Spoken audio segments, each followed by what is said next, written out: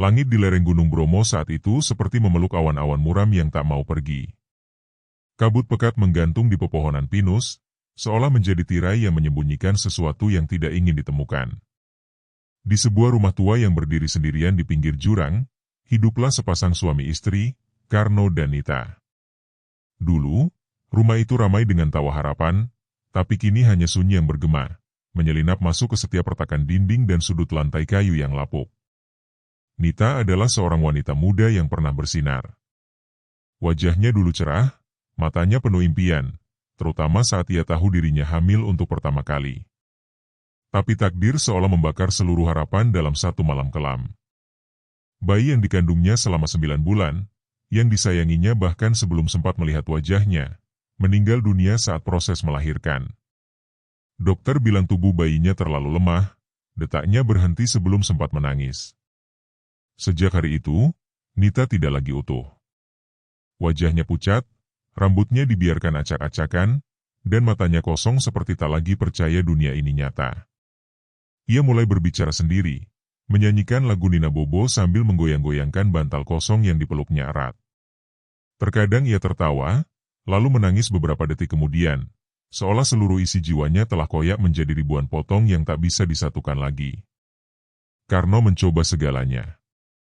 Ia membawa Nita ke rumah sakit, ke psikolog, bahkan ke orang pintar. Tapi semua sama. Obat-obatan hanya menidurkannya, bukan menyembuhkannya. Suatu hari, Karno menyerah. Ia memutuskan membawa Nita pulang ke rumah tua peninggalan orang tuanya di lereng Bromo. Rumah yang jauh dari kota, jauh dari suara bising dan manusia lain. Ia berharap, dengan alam yang tenang dan udara yang sejuk, hati istrinya bisa pulih, meski perlahan. Perjalanan dari rumah sakit ke Bromo memakan waktu setengah hari. Jalan menanjak berkelok-kelok, melewati jurang dan hutan cemara yang tampak tua dan tak bersahabat. Nita duduk diam di kursi belakang mobil, memeluk guling bayi kecil yang biasa ia bawa kemanapun. Matanya tidak fokus, pandangannya lurus menembus jendela. Sopir yang mereka sewa, seorang lelaki tua asal Probolinggo, sesekali melirik lewat kaca spion. Ia tak bicara apa-apa, tapi dari wajahnya terlihat bahwa ia paham, ini bukan perjalanan biasa. Langit semakin kelabu saat mobil mulai masuk ke wilayah hutan yang dianggap orang-orang sebagai kawasan hening, tempat di mana suara-suara aneh kadang terdengar, dan waktu terasa melambat. Di tengah keheningan yang menyesakan itu, Nita tiba-tiba mendongak. "Berhenti," katanya pelan. Karno yang duduk di depan langsung menoleh. "Kenapa?" "Berhenti sekarang," ucap Nita dengan suara sedikit lebih keras, matanya menatap keluar. Ada bayi menangis. Karno dan sopir saling berpandangan. Tidak ada suara apapun. Hanya desir angin dan gemerisik dedaunan. Tapi Nita mulai gelisah, tangannya mencengkeram guling bayi itu lebih kuat. Aku dengar dia menangis, dia kedinginan. Mobil berhenti. Karno turun duluan, mencoba melihat ke sekeliling. Tidak ada siapa-siapa, hanya semak belukar, batang pohon besar, dan kabut yang semakin tebal. Tapi Nita tidak menunggu. Ia langsung membuka pintu mobil dan berlari ke arah hutan, seperti ditarik oleh kekuatan yang tak terlihat. "Nita!" Karno berteriak, panik. Tapi Nita sudah terlanjur masuk ke dalam gelapnya rimbun pohon. Langkahnya cepat, tak seperti biasanya. Seolah tubuhnya ringan, penuh energi. Ia mengikuti suara itu, tangisan bayi yang bagi telinganya begitu nyata dan memilukan. Tangisan yang hanya ia dengar. Semakin dalam ia melangkah, suara itu semakin dekat, semakin jelas. Seperti datang dari lubang yang menganga di tengah tanah berlumut. Dan di sanalah, di balik akar pohon yang mencuat dari tanah, Nita melihatnya, seorang bayi. Telanjang, terbungkus selimut kumal, kulitnya kehitaman, tapi dengan mata besar yang bersinar merah redup. Ia menggeliat, menangis dengan suara yang menusuk jiwa. Nita langsung berlutut, mengangkat bayi itu ke pelukannya. Bayi itu tidak menolak. Bahkan langsung tenang dalam pelukannya. Tangisnya berhenti. Dan Nita, Untuk pertama kalinya sejak melahirkan, tersenyum. Karno dan sopir akhirnya menyusul, tapi yang mereka lihat hanyalah Nita duduk memeluk guling bayinya, dengan wajah bahagia seperti telah menemukan hidupnya kembali. Mereka tidak melihat apapun di pelukan Nita, selain kain kosong yang ia peluk seperti bayi sungguhan. Hari itu, mereka melanjutkan perjalanan dan tiba di rumah menjelang malam. Angin dingin Bromo menyapu pekarangan rumah yang tak lagi dihuni selama bertahun-tahun. Tapi bagi Nita, rumah itu hangat. Ia membawa bayi itu masuk, menidurkannya di ranjang kecil, menyanyikannya lagu yang sama yang dulu ia nyanyikan untuk anak kandungnya yang tak pernah sempat hidup. Hari demi hari berlalu. Karno mulai merasa ada yang aneh. Istrinya mulai tampak normal. Ia mulai berbicara dengan jelas, mulai memasak, bahkan tersenyum. Tapi selalu ada keganjilan yang menggelayuti rumah itu. Setiap malam, Nita menyusui sesuatu yang tidak terlihat. Ia akan duduk di pojok kamar dengan kain menyelimutinya, matanya penuh cinta, bibirnya bersenandung. Karno melihat itu dan hanya bisa diam, karena ia takut mengganggu keseimbangan rapuh yang baru saja tercipta. Namun tubuh Nita mulai berubah. Dadanya tak pernah kempes, seolah air susunya tak pernah habis. Tubuhnya mengurus, matanya mulai cekung. Tapi ia selalu bilang ia bahagia. Bahagia karena kini ia punya anak. Dan anak itu terus tumbuh. Terlalu cepat. Dalam hitungan hari, tubuh mungil yang dulu terbaring lemah dalam dekapan Nita kini mulai menunjukkan kejanggalan. Lehernya tegak, matanya mulai membulat penuh, dan jemari kecilnya menggenggam lebih kuat dari bayi manapun yang pernah disentuh Nita. Tapi baginya, semua itu adalah anugerah yang dikirim dari langit untuk mengisi kekosongan paling sunyi dalam hidupnya.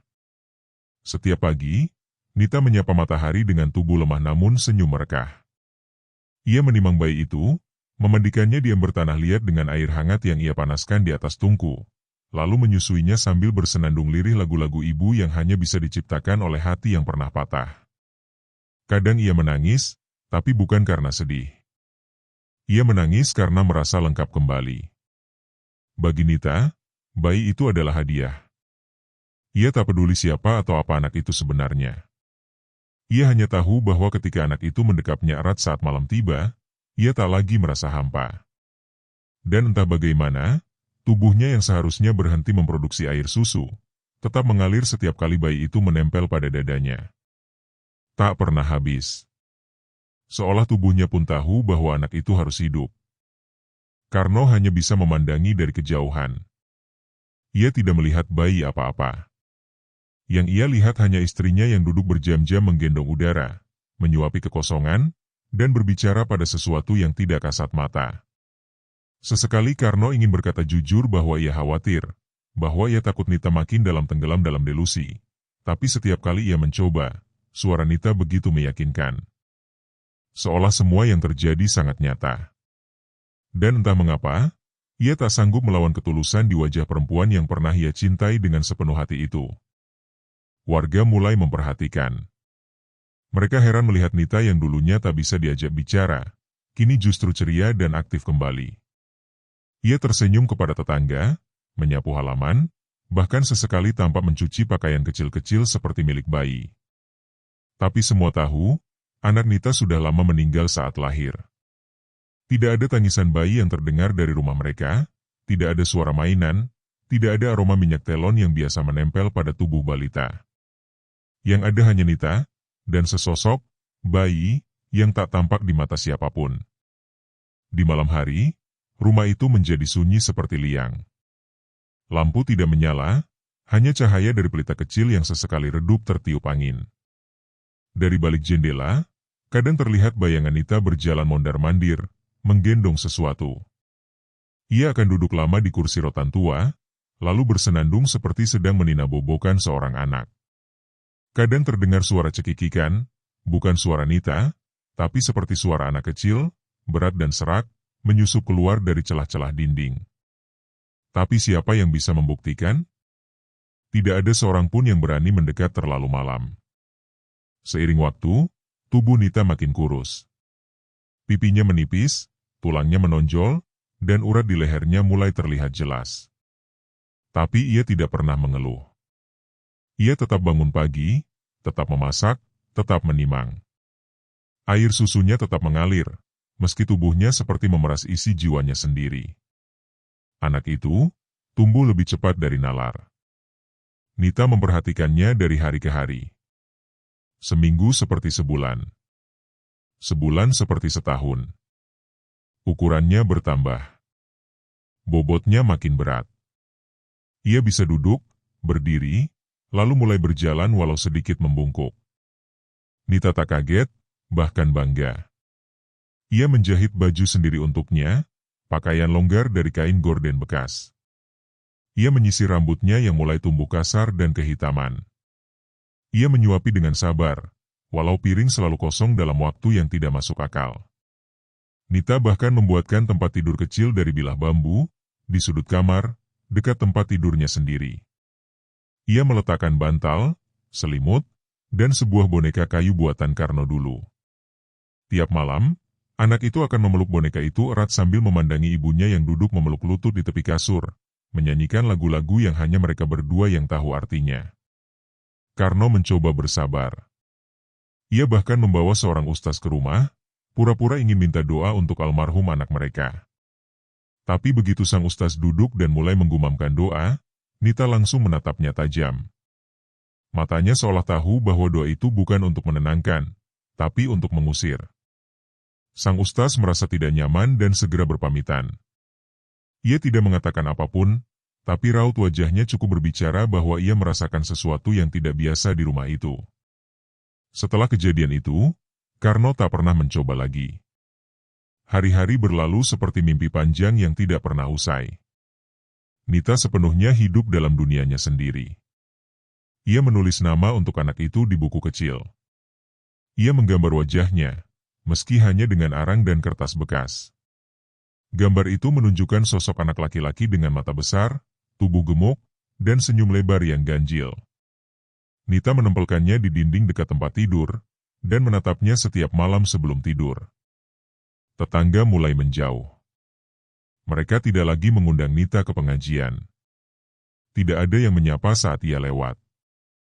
Anak-anak dilarang bermain di dekat rumah mereka.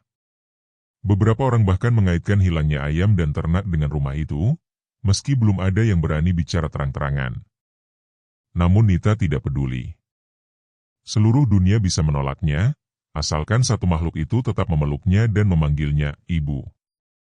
Suatu malam, hujan turun deras. Petir menyambar lereng gunung. Rumah itu berguncang pelan. Dan di tengah suara angin yang meraung, terdengar suara berat dari dalam kamar, suara anak yang bukan lagi terdengar seperti anak-anak.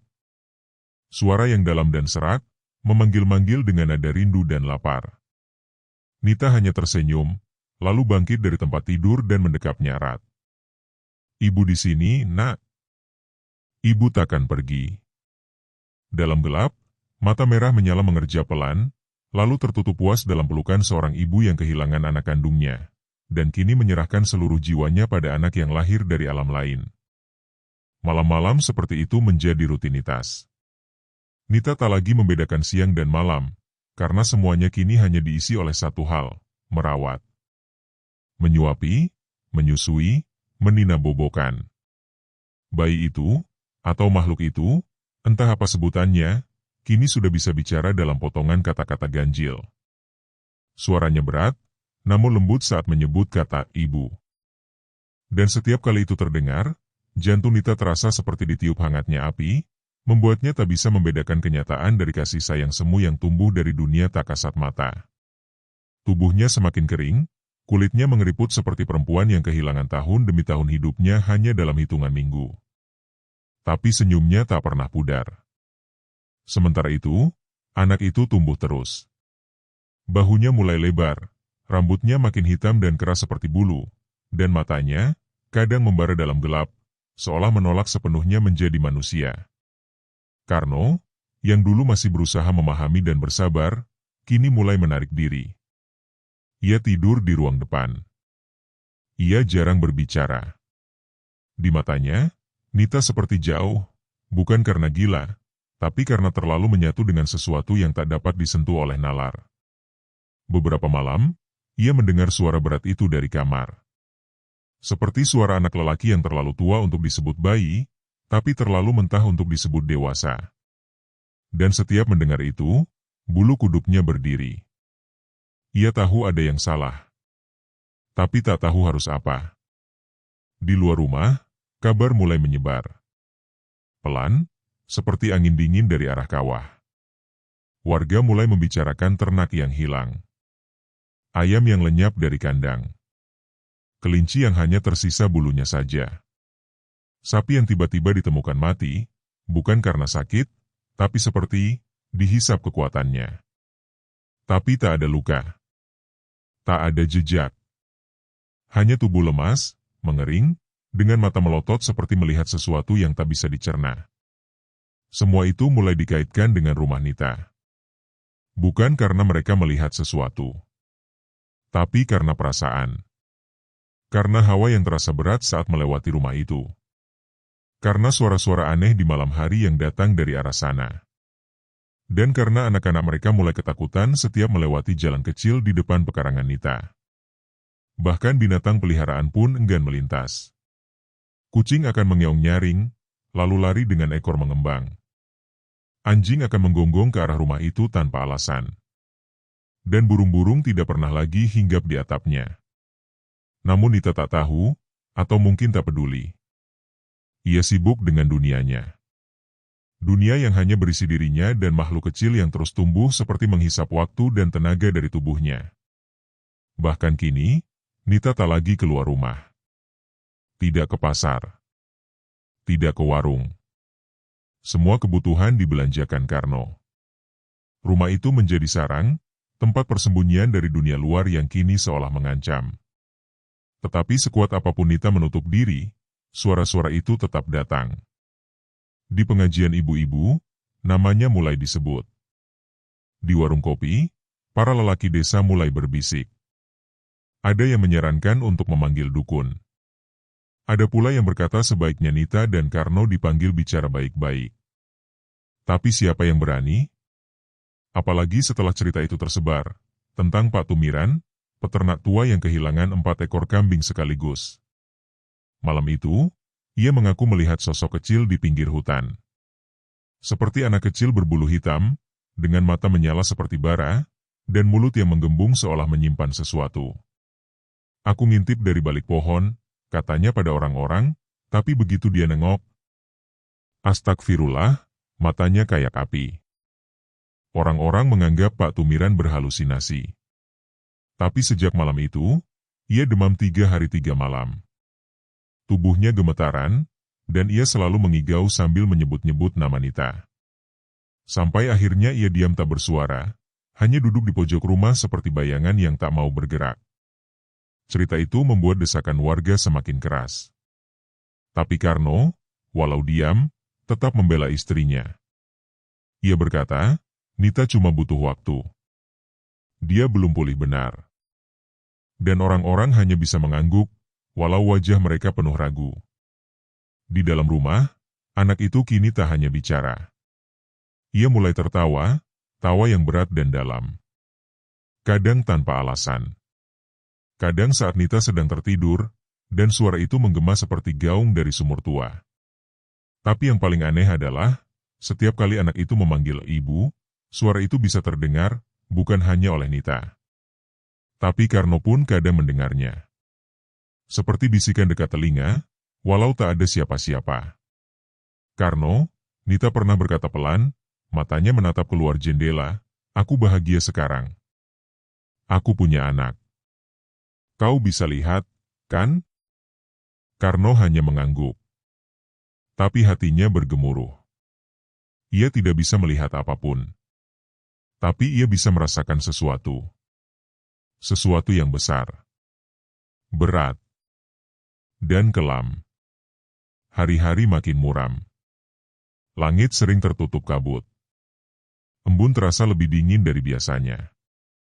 Dan angin dari arah gunung kini membawa bau anyir yang tidak bisa dijelaskan.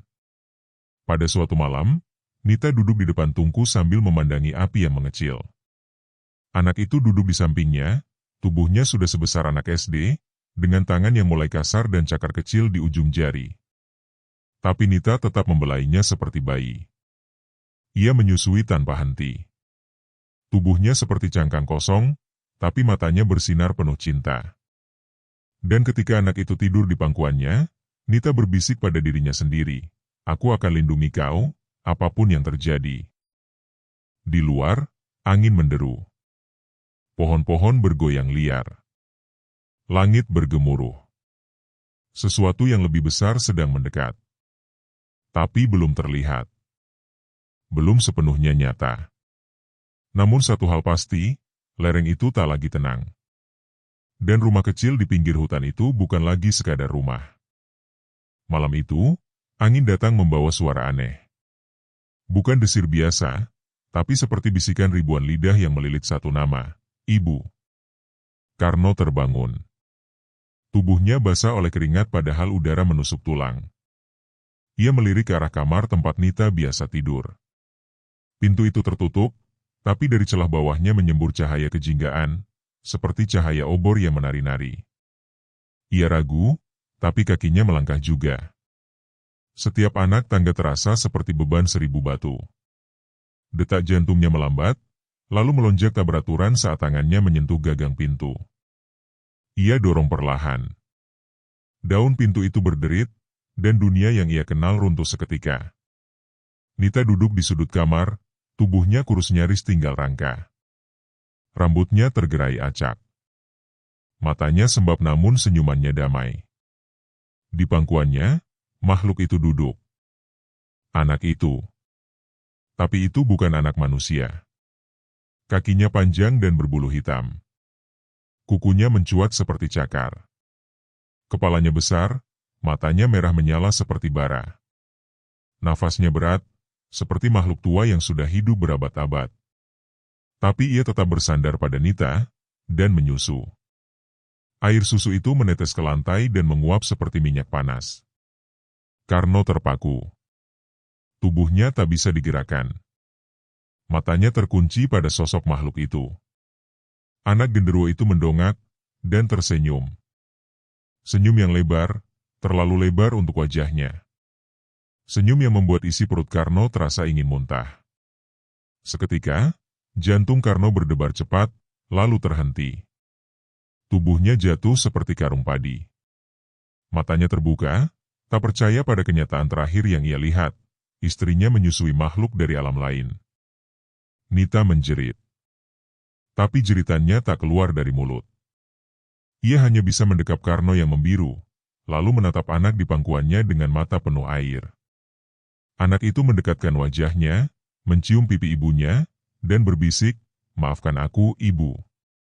Sejak kematian Karno, Nita tak pernah berbicara pada siapapun. Ia hanya mengurung diri.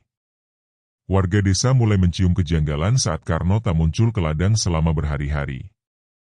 Tak ada asap dari dapur rumah itu. Tak ada suara. Hanya hawa dingin yang membungkus pekarangan. Pak Lurah akhirnya memutuskan untuk mengutus 2 warga, Pak Darto dan Pak Slamet, menyambangi rumah Nita. Mereka mengetuk. Lama. Tidak ada jawaban.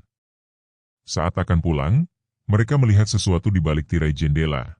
Mata merah menyala memandangi mereka dari kegelapan. Bukan mata manusia. Pak Darto pingsan di tempat.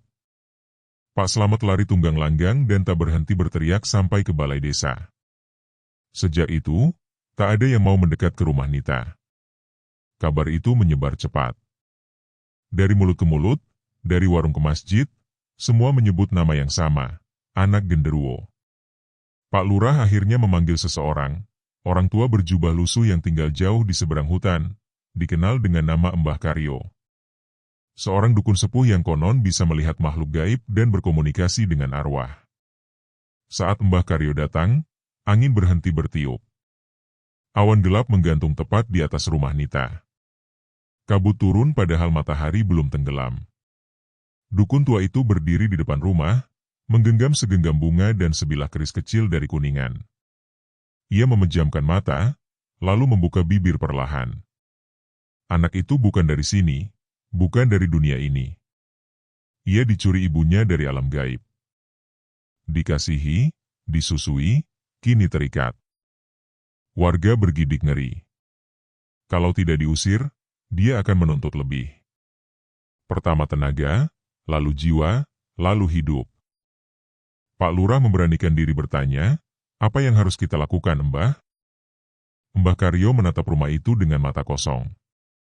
Berikan pilihan. Usir dia, atau mereka berdua pergi. Kalau tidak, aku akan memutus ikatan mereka. Tapi risikonya besar. Malam harinya, dukun tua itu masuk ke dalam rumah. Tidak ada yang berani menemaninya. Ia hanya membawa keris dan lampu minyak. Rumah itu sunyi, tapi udara di dalamnya berat seperti batu. Setiap napas terasa seperti dihirup dari dalam gua yang basah. Ia melihat Nita duduk di ruang tengah. Anak itu berdiri di belakangnya, tubuhnya kini setinggi orang dewasa, tapi tetap dengan wajah anak-anak yang ganjil. Matanya menyala. Nafasnya mendesis. Aku tahu kau bisa mendengar, ujar Mbah Karyo pada makhluk itu. Anak ini bukan milikmu. Dia bukan anak manusia.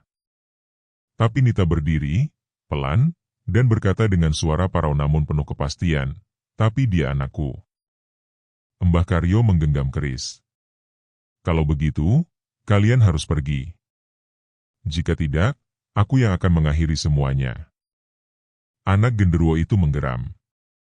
Suaranya mengguncang dinding. Lampu minyak bergoyang. Bayangan di dinding menari liar. Ibu adalah milikku, katanya. Suaranya bukan lagi suara anak kecil, tapi gemar ratusan jiwa yang berteriak dalam satu suara. Dia menyusuiku, dia mencintaiku. Aku tidak akan pergi.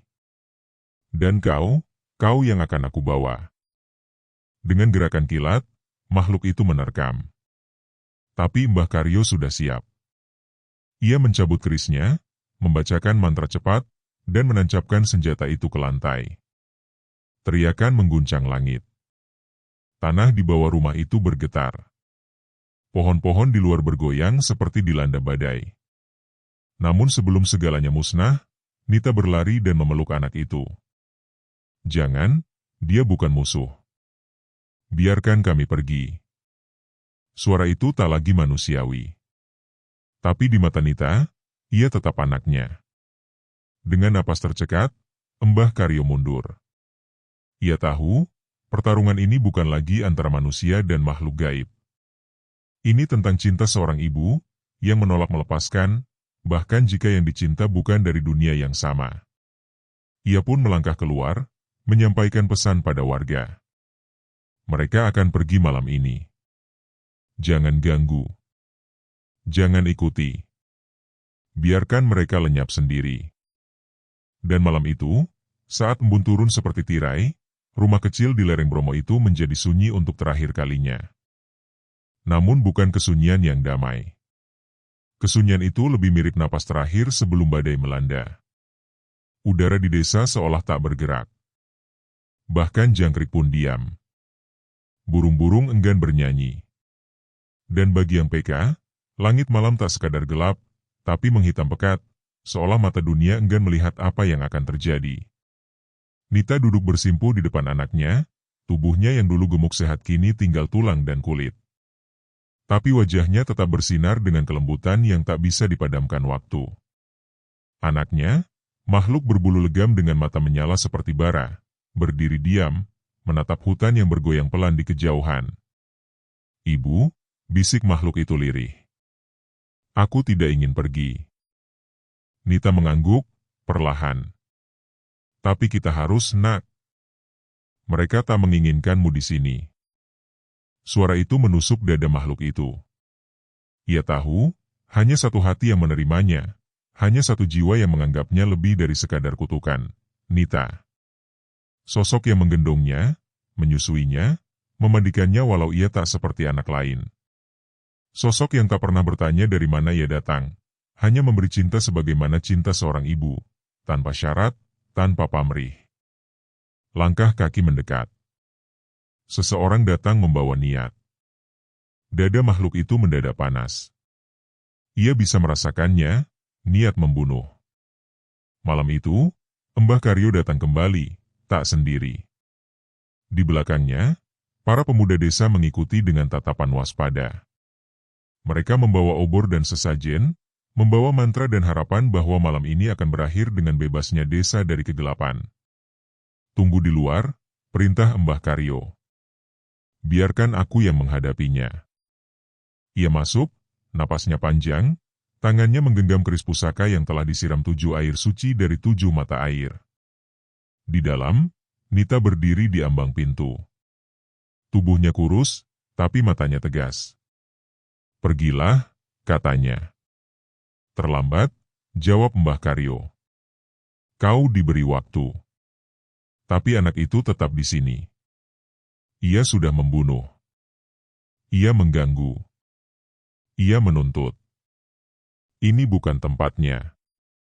Nita menggeleng, pelan namun penuh luka. Kau tak tahu rasanya menjadi ibu, kehilangan anak yang bahkan belum sempat kubelai, lalu diberikan satu kesempatan oleh takdir, walau aneh, walau gelap, apakah aku harus membuangnya hanya karena kalian takut? Mbah Karyo terdiam sejenak, namun tangannya tak goyah. Ia melangkah ke dalam. Saat itulah makhluk itu melompat. Tidak dengan teriakan atau gemuruh, tapi dengan keheningan yang lebih menyeramkan dari raungan. Kukunya mencakar tanah, matanya menyala merah menyilaukan, dan tubuhnya mengembang seperti kabut yang menyatu dengan malam. Keris Mbah Karyo terangkat. Ia berseru memanggil kekuatan penjaga alam. Tapi makhluk itu lebih cepat. Dalam sekejap, ruangan menjadi gelap. Obor di luar padam. Teriakan para pemuda menggema saat angin menerjang mereka dengan suara seperti ratusan lolongan. Dari luar rumah, hanya satu cahaya yang terlihat, semburan merah yang meledak dari atap rumah, membentuk wajah raksasa yang meraung ke langit. Mbah Karyo tidak pernah keluar dari rumah itu. Pagi harinya, warga hanya menemukan abu hangus dan bekas keris patah di tengah ruang tamu. Nita tak terlihat. Begitu juga makhluk itu. Pak Lurah memutuskan, rumah itu dikosongkan. Tanahnya dianggap haram untuk dipijak. Setiap orang dilarang mendekat. Segala yang tersisa dari Nita hanyalah cerita dan jejak aneh di sekitar rumah, jejak kaki yang terlalu besar untuk manusia tapi terlalu ringan untuk hewan biasa. Minggu-minggu berlalu. Lalu bulan. Tapi cerita itu tetap hidup. Warga mulai kehilangan hewan ternak, satu persatu. Kambing yang dikandangkan malam hari hilang tanpa jejak. Ayam mati tergolek dengan tubuh kempis, seperti dihisap habis isinya. Tak ada yang melihat pelakunya. Tapi semua percaya, Nita belum pergi. Anak itu belum berhenti.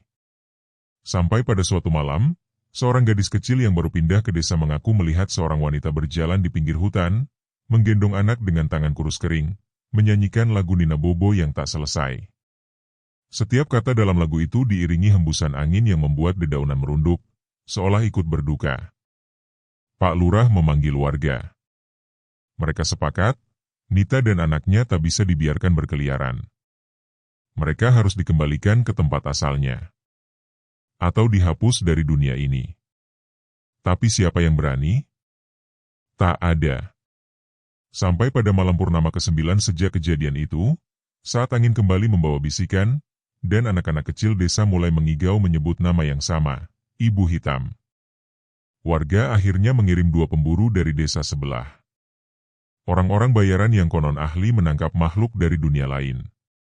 Mereka masuk ke hutan larangan, membawa jimat, keris, dan kepercayaan bahwa ilmu bisa menundukkan segalanya.